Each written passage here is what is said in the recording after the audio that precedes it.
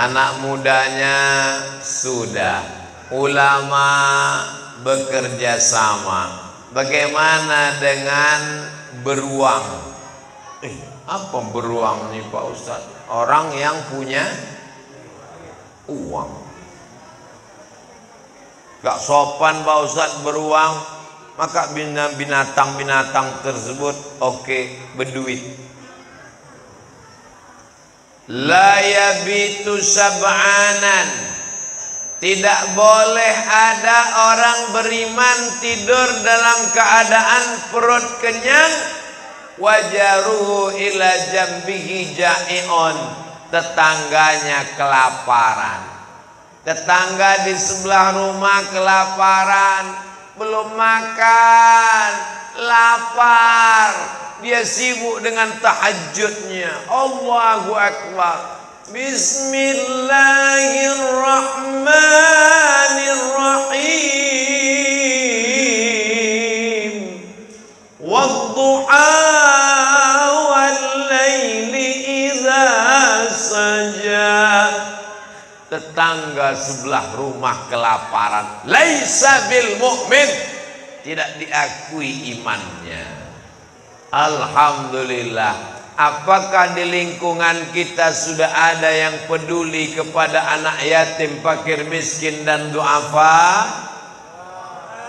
Apa namanya?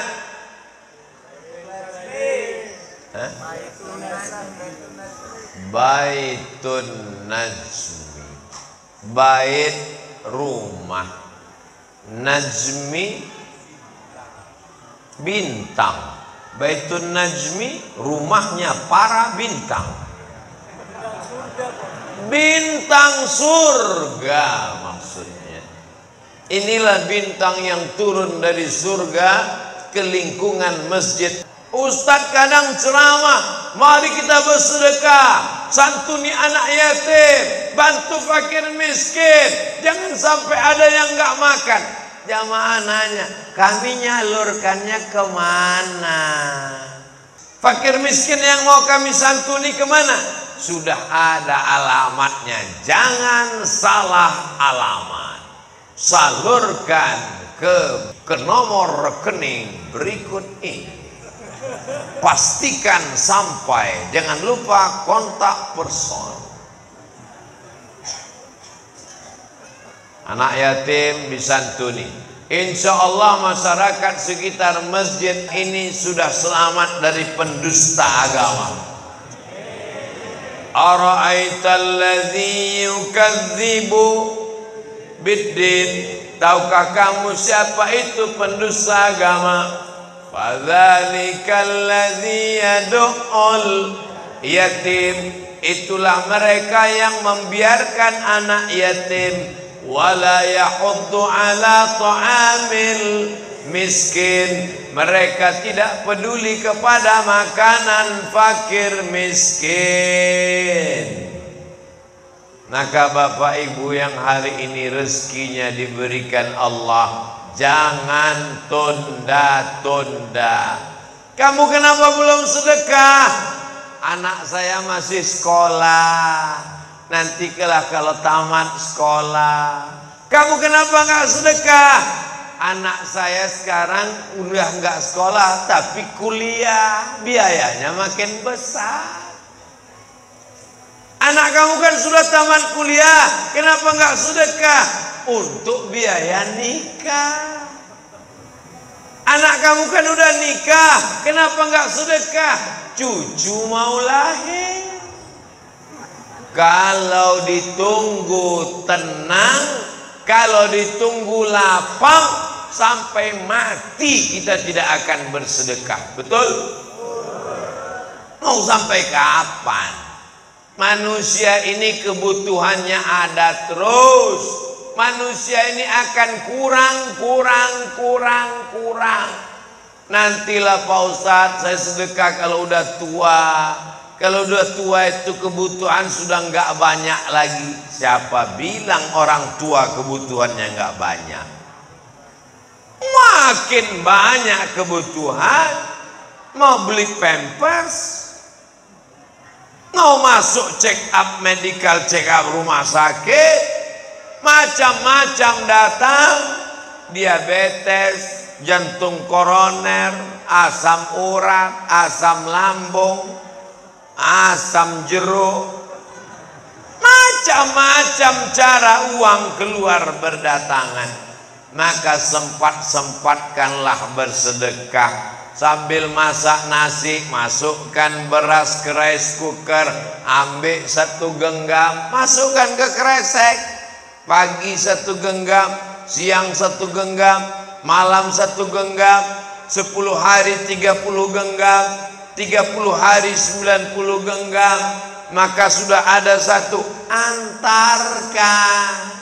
Itulah yang menolong di hadapan Allah Subhanahu wa ta'ala. Betul?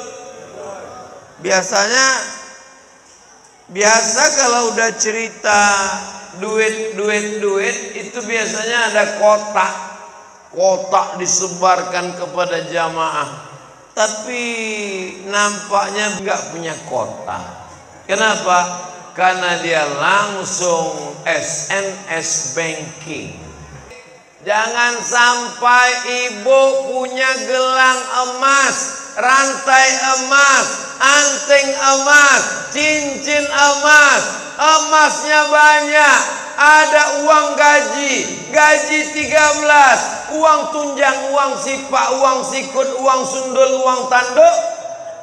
Begitu ibu mati, diambil bapak untuk nikah lagi.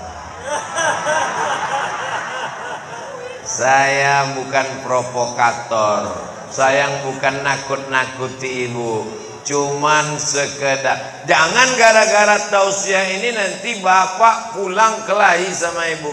Mama, mana teh manisnya? Buat aja sendiri.